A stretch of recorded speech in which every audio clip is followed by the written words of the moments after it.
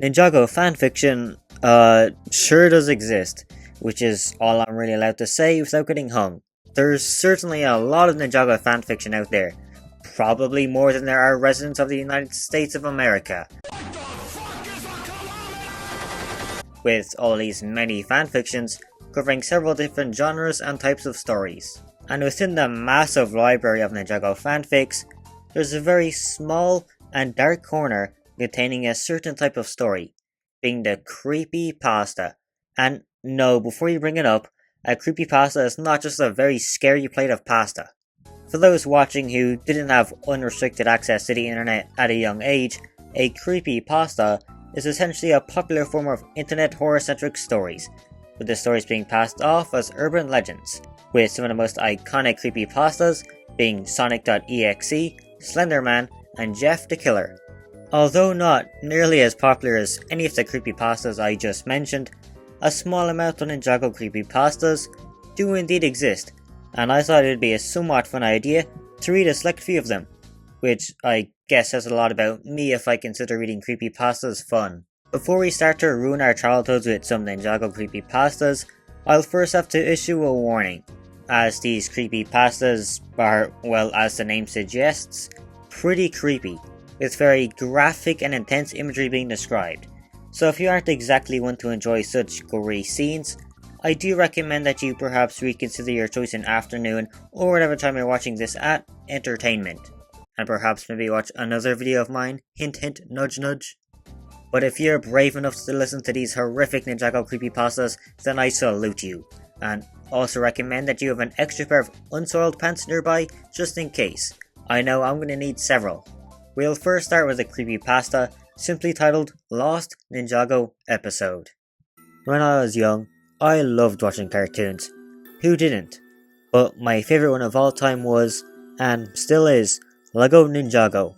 I adored its characters, and actually fell in love with General Scales, leader of the Serpentine. He was so cute. That's pretty questionable now. I kind of regret reading that, to be honest. Anyway, something happened once that terrified me, and it really put me off watching that show. I was searching random things on YouTube when I came across a video called Acidicus. Do not watch this video. I thought it might be a cheesy screamer vid, so I watched it anyway. The video turned out to be a lost episode of Ninjago. It started out like any other Ninjago episode, but after Sensei Wu said previously on Ninjago, there was no recap. Instead, it just skipped straight to when the ninjas appeared and demonstrated their powers. But instead of the usual cool music, there was silence, which quickly turned into a white noise. Eventually, the name of the episode came up, but Sensei's voice sounded distorted. He said, Episode 666, One-Way Ticket to Pythor. Okay, I thought. This'll be interesting. The opening of the episode showed Scales and the other Serpentine standing in front of a building. I was glad this episode had Scales in it, and turned up the volume so I could hear what they were saying. Oddly, they weren't saying anything, and this wasn't the cheeky, mischievous Scales I knew and loved either. He looked like he had failed at life. The door of the building opened, and Lord Garmadon stepped out. Scales, come inside, he said. He, too, looked sad and disappointed. The two of them went inside, and Garmadon said, Scales, do you want me to do this? Scales' reply shocked me.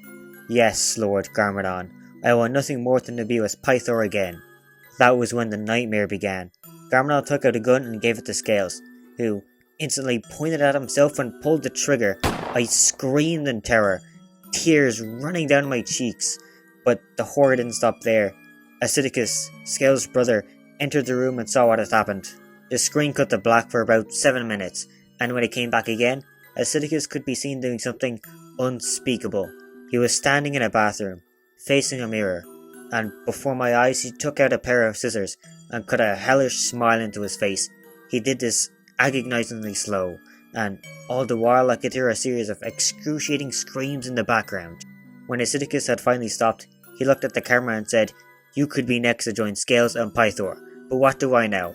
I'm just an insane demon, before laughing in a demented voice, stabbing himself in the chest and falling against the camera. I was crying so hard that my face and throat were burning for 2 days, and I became severely dehydrated. After 2 weeks, I looked up the episode again, trying to find some information on it. What I found in the headline sent a chill down my spine. Lost Ninjago episode discovered. Did forgetting cartoon drive kids to suicide? In a shocking turn of events, a teenage girl discovered a Lost Ninjago episode which proved so horrific that it almost killed her. She didn't know it, but her computer webcam recorded the whole thing and emailed it to the TV show producers. It was analysed as a forgotten episode which was banned permanently from the internet, as the kids who watched it committed suicide, usually by stabbing or jumping from heights. It is unknown who uploaded the episode, or who even rediscovered it, but when questioned about it, the producer began crying hysterically and whispered, "The devil made me do it," before instantly dropping dead. One-way ticket to Pythor, more like one-way ticket to hell. Certainly an interesting story to begin with, setting a sort of standard for the creepypastas yet to come. This creepypasta follows the way overused cliché of the writer watching a so-called lost episode of a TV show, and they do it with the edgy meter cranked all the way to the max. Everything about this story just comes off as being edgy for the sake of being edgy, with both Scales and Acidicus committing suicide, and Acidicus calling himself an insane demon. Also, the writer called Acidicus and Scales brothers, which is just not true at all. But then again, is a Ninjago Creepypasta really going to be the best written and most factual piece of writing? Perhaps the next Creepypasta might be a bit better, with the second one being named D-Mentality. Normal days as always. My mother and father were working, and my older brother was at a friend's house, as usual. I thought today was going to be normal, but I was wrong. I got off the bus and walked into my house, and I looked at the mail in my hand. I placed it down on the table and changed. Just then the phone rang. It was my mom, telling me that she and my father wouldn't be home until about midnight, so I'd have the house to myself. At about 10 o'clock, I was sitting in my living room, channel surfing with my cat, Murphy, asleep on my lap. That was when I saw my favourite show on, Ninjago. The episode wasn't one I'd seen before. It was called The Truth of Ninjago. I didn't understand it right then, but it was a season 3 episode I must have missed, so I turned it on. The episode started out normal. The title sequence was normal, until it got to Lloyd. The TV froze on the image as I saw him appear on screen. His eyes were completely white, but there are small dots of pupils. He was holding a small bottle in his hand, and it looked to have a green substance in it. The substance looked like the Great Devourer's venom, or more like poison. He also had a creepy smile on his face, and his hood made his face black, so it looked even creepier. I got an uneasy feeling in my stomach, and I knew I should have changed it right there, but I couldn't. The episode then came up. Ninjago, Masters of Spinjitzu, The Truth of Ninjago. The screen faded and stayed black for a moment. Then it faded to a small town in Ninjago. There stood young Lloyd, his hood over his face, and that creepy smile still there. That bottle was still in his hand. In the kitchen, Garmadon was making rice for himself, and when he turned away for a moment, Lloyd snuck over and poured the green poison into it. Then he ran off like nothing ever happened. Garmadon took the rice and began to eat it. Only a second later, the camera was on the floor and the bowl dropped. Then Garmadon dropped to the floor, dead. His eyes were completely red and blood was coming out of his eyes. He slowly became a bluish colour. The camera view was still on the floor as I saw Lloyd's feet walk up to his father's body. Then the camera slowly moved upwards as you heard Lloyd laugh. An insane, creepy and disturbing laugh. All I could do was stare in horror as I watched the next part. Lloyd slashed marks into Garmadon's face, and as the blood streamed out, it got onto Lloyd's fingers, and he licked them clean. What the fuck was I watching? I tried to change the channel, but the remote wouldn't work. I just watched on in horror. The scene changed to Wu and Misako, talking late at night, possibly days later after Garmadon's death. Lloyd killed him, Wu had said. He's insane. You need to take him away. Misako looked as though she'd been crying. Her eyes were a soft red, and tears continued to stream down her face, and she looked like she didn't want to believe it. Lloyd couldn't have. You know what he's capable of, Wu snapped. You must learn this. He knows snakes the best. He poisoned and killed his father. You need to take him away. At that moment, I looked up at the stairs in the picture, and I could see his two eyes, watching his uncle and mother. Then he was gone in a flash. Why won't this fucking thing turn off? I shouted, trying everything I could to turn off the TV or change the channel, and nothing was working. The episode continued on. Horribly, of course. 2 black figures were in the streets, as one dragged the other one into the mental ward of a hospital. Then the figure ran off into the night, and I saw a glimpse of who ran off. Misako Garmadon. The other figure was Lloyd, his insane smile on his face as they shoved him into a room. It was padded, and in the corner was a small box. Lloyd lost it then. He ran up to the observation window and pounded his fist against it, screaming as loud as he could, "You all should die. None of you should live. All must die." At that point, Lloyd slammed his head onto the window and blood splattered everywhere as Lloyd fell to the ground, knocked out by his own insanity. Blood streamed down his face, and I swear I saw a fingernail scratch into the blood. The truth hurts. I felt tears streaming down my face from the horror and how scared I was. Lloyd was always one of my favourites, and I couldn't stand seeing this. The screen turned black, and at that moment I completely lost it and cried. But I looked up as the TV went to the next scene. Lloyd was sitting in the corner of the room, rocking back and forth with a bandage on his head. At the glass, I saw 4 familiar faces. Kai, Jay, Zane, and Cole were standing there, watching the young boy. Scratched into Lloyd's arm was the words I saw just a minute before. The truth hurts. It was in his arm like a scar. The 4 then left, their faces sad, worried, disgusted, and horrified, exactly like mine was. Lloyd then looked over at the box, and he crawled over to it, his nails tearing up the padded floor. He opened the box, and inside was 5 ninja Legos. A blue one, a red one, a white one, a black one, and a green one. This one, Lloyd said, his eye twitching and looking at the green one. It is me. In his demented mind, he locked in that he was the green ninja. He was different from everyone. He noticed how much the other Legos looked like the 4 that were at the window. The red one. Fire. Kai. White. Ice. Zane. He twitched, then continued. Blue. Lightning. J. Black. Earth. Coal. He then thought for a moment, and said, I need a villain. The scene turned into a flashback as he remembered the snake poison, and as it showed him poisoning Garmadon's food again, he created another villain, Lord Garmadon. He made the image in the wall, scratching with his fingernails. Suddenly, he began yelling at the figures, "No, I'm the green ninja!" Then he picked up the red ninja, Kai, and threw it at the glass window, in which the scar on the figure's eye was from, but it was a crack. He did that to each of the figures, except the zone. He left it perfectly fine, but he continued to throw and stomp on the other figures, abusing them. Then Lloyd sat back down and mumbled, barely audible, Now be good little ninjas." The camera then focused in on Lloyd's head, then slowly into his forehead, in which I saw the title again, Ninjago, Masters of Spinjitzu. Then the screen turned black, and it stayed like that for 5 minutes. I stared at the TV, shaking, completely horrified. The scene in my mind played again and again as Lloyd licked his father's blood off his fingers. The TV turned staticky as 4 figments I couldn't make out stepped onto the screen, their faces staring at me. One pair of eyes were completely red, another blue, another white, and another black. Then the screen got to crystal quality. Standing there were the 4 ninjas, and they were staring at me. "Now you know the truth," Cole said. "The truth behind Ninjago," they all said at the same time. Then they began to walk towards the camera, chanting softly, "The truth, the truth, the truth." I was extremely terrified, and then the TV snapped to black. I sat there, shaking, and cried as hard as I could from how terrified I was. I jumped to my feet and ran up to my room, turning on all of the lights on my way. I grabbed my Ninjago DVD and pulled out the disc, then snapped it in 2. The one with the green ninja on the cover. I would never, ever look at Ninjago the same way again. Then the snapped in half disc blinked.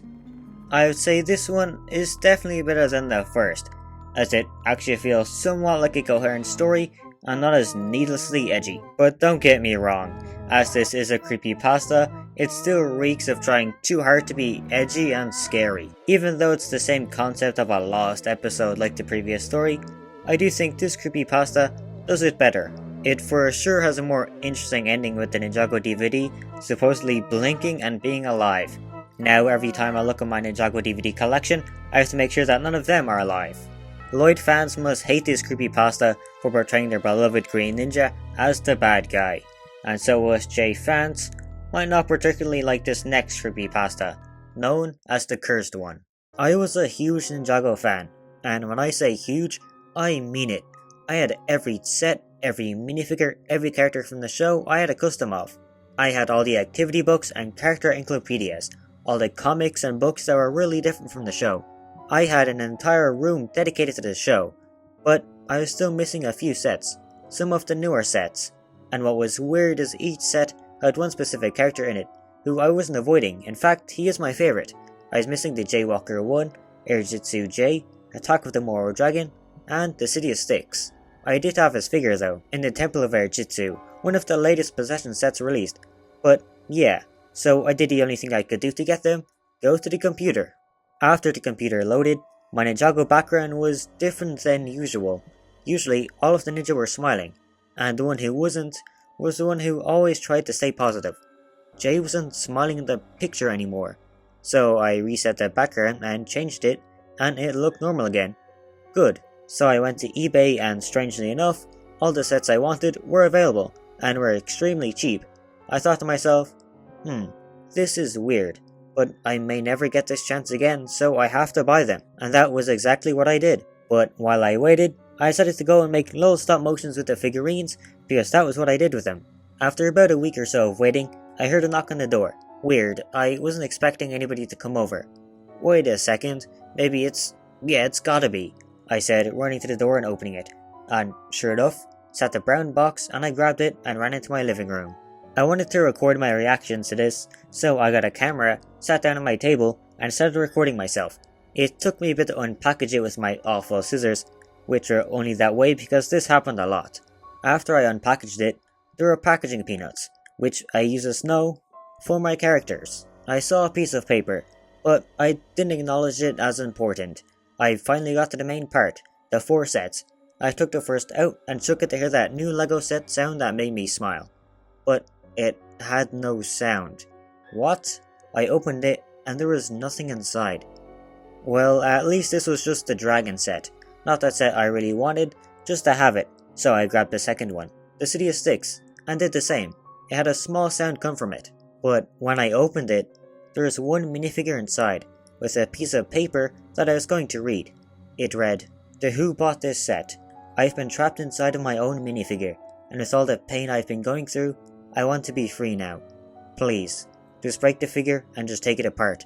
Burn it, whatever. Just make sure it's destroyed. It is rare, and that is why it has to be destroyed. From Walker." Weird. The first name was scribbled out. Well, it is probably just some cruel joke. Then I took out the figure and, oddly enough, the eyes seemed familiar. The character had severe scars on him, one on his arm and another on his leg, where his knee would bend if it could. But the strangest thing was his face. He had some kind of white thing wrapped around his head, and it went over his left eye. Under the white thing was what looked to be a scar, and a big one, and blood as well. But last of all, he had tears coming out of his eyes. And I looked at the right eye, and realized who it was. I ran to get my generic Lego boy hair in auburn, and put it on the character. I was right. It was Jay. Which meant the person who wrote this letter was Jay, because his last name was Walker. Which meant this was not the character, it was what he looked like now, and if I did not destroy this figure, he'll never be freed. But I had no other choice. I walked outside, and before I destroyed it, I took a picture so I could make it custom, and I threw him into the grill, put in the match, and closed the grill, letting the figure burn. And it will because it's plastic. I went to the other 2 sets, and they were normal, so I guess I'd been sham wowed by this person. Not exactly how I would put it, but sure. That night, I was laying in my bed, my Ninjago bed obviously, when I heard the water turn on in the kitchen, so I put my pajama jacket over my tank top and walked to turn it off. Later, I heard a clicking noise, and I had no idea what it was, so I turned on the light to see a little something standing in the doorway. I rubbed my eyes and it was gone, but there was a little message on the floor. I looked down at it, and I almost started to scream. It read, "You can't break something that is already broken. You can never get rid of me. I'm now yours." And there was a little blue lightning bolt, but then the lights went out for a quick second, and when they turned on, I saw a new Jay minifigure.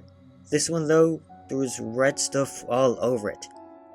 It looked like blood. But how? Legos can't bleed, unless this wasn't actually blood, but a symbol. I then looked across the hall and seen the old Jay minifigure with a sword in his hand, and his face was different.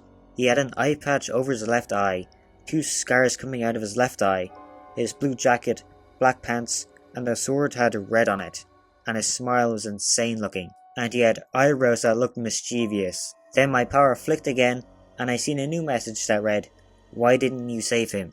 You could have saved him, but you didn't. Are you gonna do this to us too?" It read in black ink on my wall. I began to cry as I heard a song come from the living room.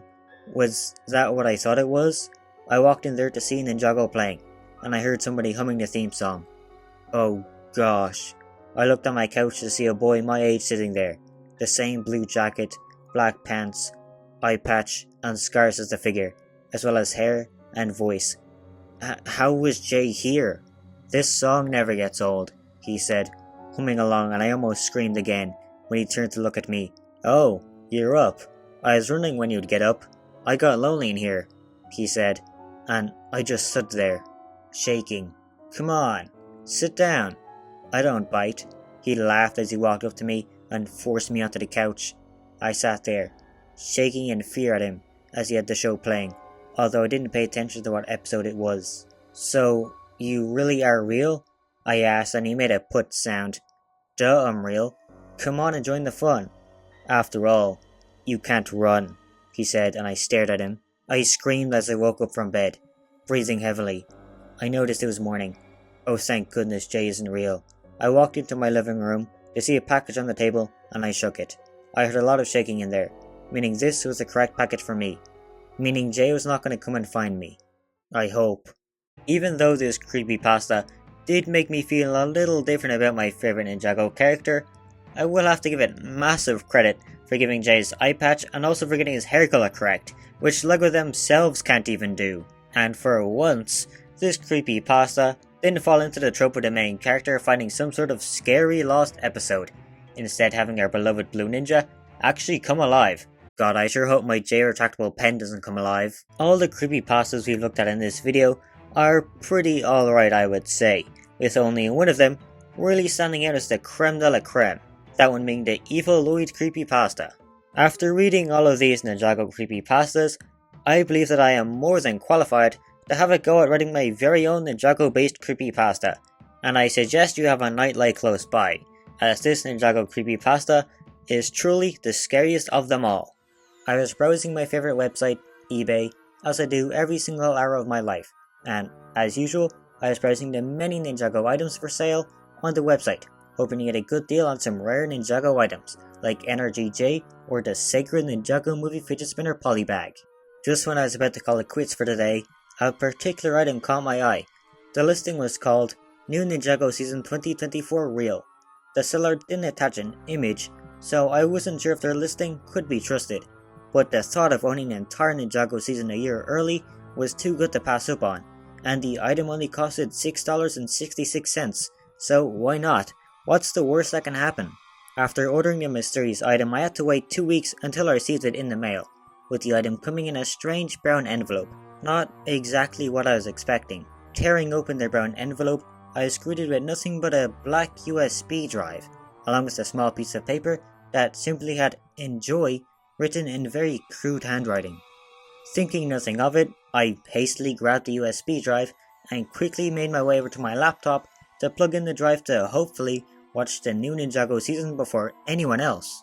Plugging in the USB drive, I was presented with an icon labeled "Do Not Open," all in lowercase letters. That's strange, but probably just someone who worked on the show thinking naming the file that would stop somebody from watching this season early, and it sure as hell ain't stopping me. So with anticipation running through my veins, I clicked open the file and watched in as awe as a video began to play, titled New Ninjago Season 2024, Time Twins Return, and also Notakon.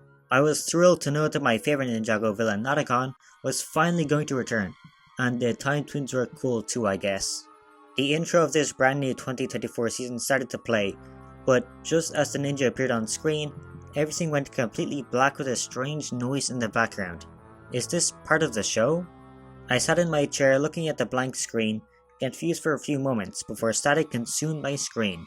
I passed this off as something wrong with the USB drive and continued to wait. My waiting eventually paid off, as before my eyes the screen lit up with the Ninjago goodness I was hoping for. But something felt off.